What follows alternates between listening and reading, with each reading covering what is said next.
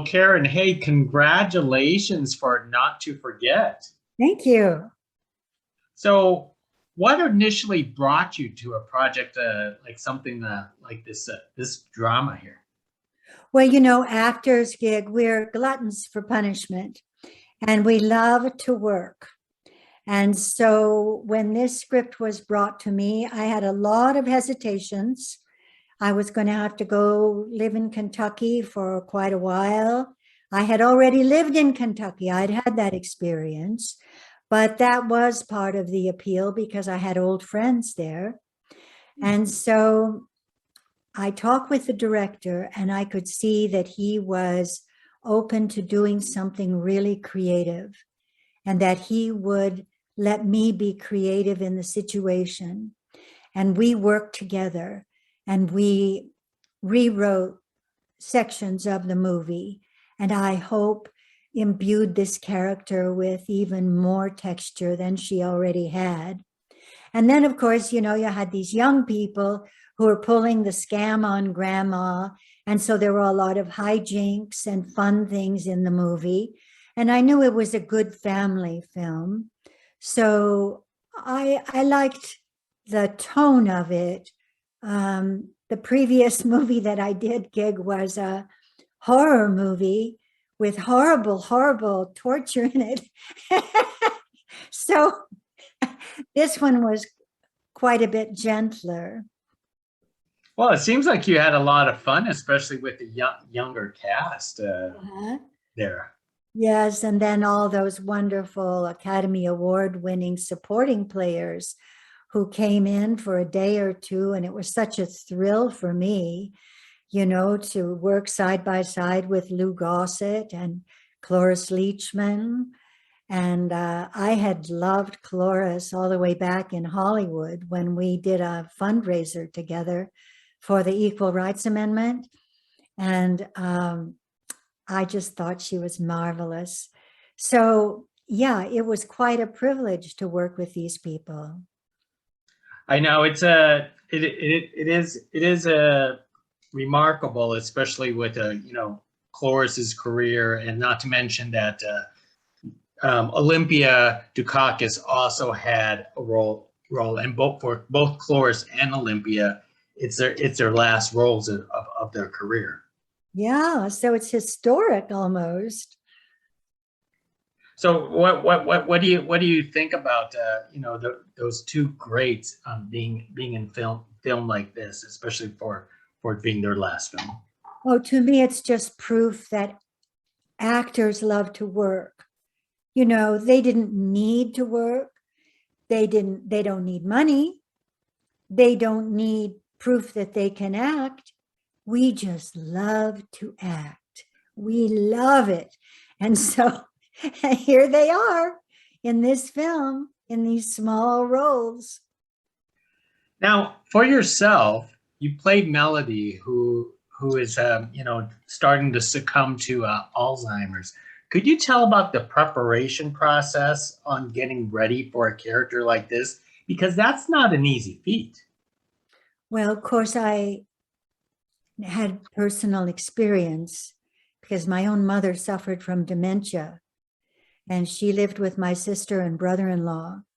And whenever I visited, I spent time with her. And of course, over the years, I saw the progress of this.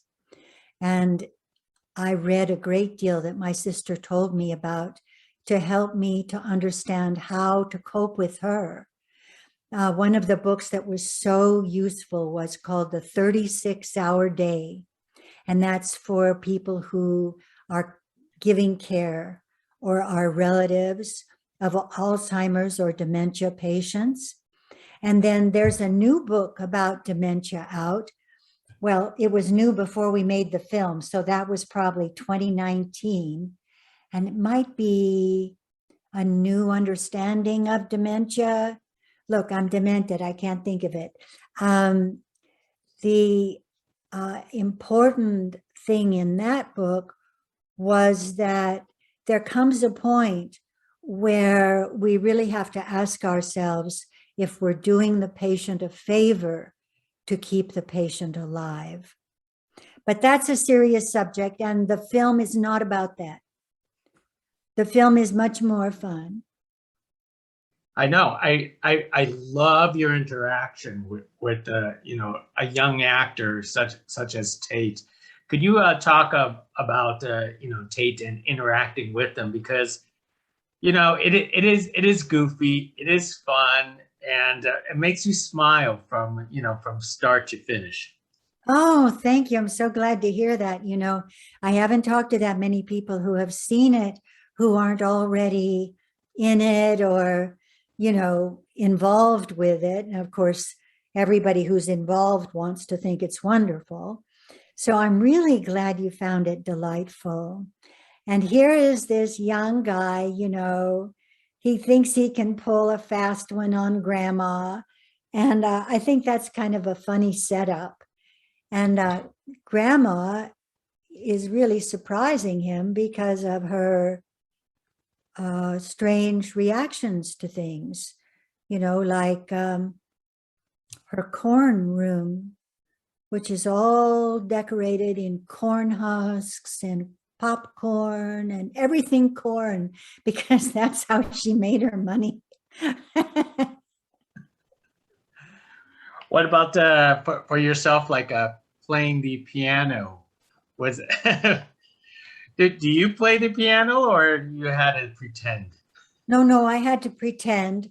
I'd had lessons when I was a kid, so I knew how to put my hands on the keys, but that's about it. But I related to the idea of music for the character because my own mom, the one thing that really tied us together and communicated when her mind was so damaged and she wasn't really sure who I was when I would sit down in her room with her and sing the old songs. And then she would join in and we would sing the old songs together. It was so lovely. So, what was your favorite scene in a film like this? Because there's a lot of activities that you got to you know, to do, play around with melody. Well, that's quite a scene where I wade into the creek. That's a big one. Hmm. And then I think my very favorite scene is when Miss Melody has tired out and they put her to bed and she's remembering what life was like on the farm in the good old days and how she loved this little grandson. I think that's my favorite. That is great. I'm curious, was that creek cold? Because I felt cold. Listen, I was so concentrated, I don't even know if it was cold. that that that is terrific to hear. I mean, this is just one of those delightful things because you know, films like this really do make you smile. But you mentioned that one of the biggest draws was going back to Kentucky, which is kind of interesting because I wanted to know, it's like what was it like to be on that, you know, that farm setting? I mean, you like most of your career, a lot of people know you for like Little House on the Prairie. Yeah. Yeah, that seems to be my thing, to go to the farm. So I'm actually quite a city girl, but I understand that I get these parts. And what was amazing was that some of the actors, we got to live at this place called the Farm LLC, which is like a farmhouse where the owner accepts guests to come and bring their children and have a farm experience. And she still has lots of animals. She's a wonderful, wonderful country cook, so everybody was just dying for her dinners. And she was the most lovely, lovely person. And I felt like I was so lucky to be staying in that farm because she looked out for me. And she really wanted to see to it that I got my meals and that I got my yogurt. And it was really very, very special time there at the farm LLC. Well, that's why a lot of people strive for that farm life. They love these type of films on television and everything else. Karen, thank you very much for speaking to us about Not to Forget. It's a wonderful, delightful film, different from a lot of people that will probably what to expect in a film like this, and lessons learned after watching this film. Thank you. Thank you, Gig. And don't forget my book. It came out yesterday. Oh, go ahead. Talk about it real fast. Bright Lights, Prairie Dust. And we could get that anywhere right now? You can't get it anywhere right now. It's so popular that it's all sold out. They're printing more copies, but they should be out really soon.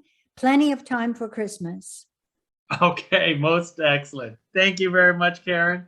Hopefully we you. get to do this again. Thanks. Bye-bye.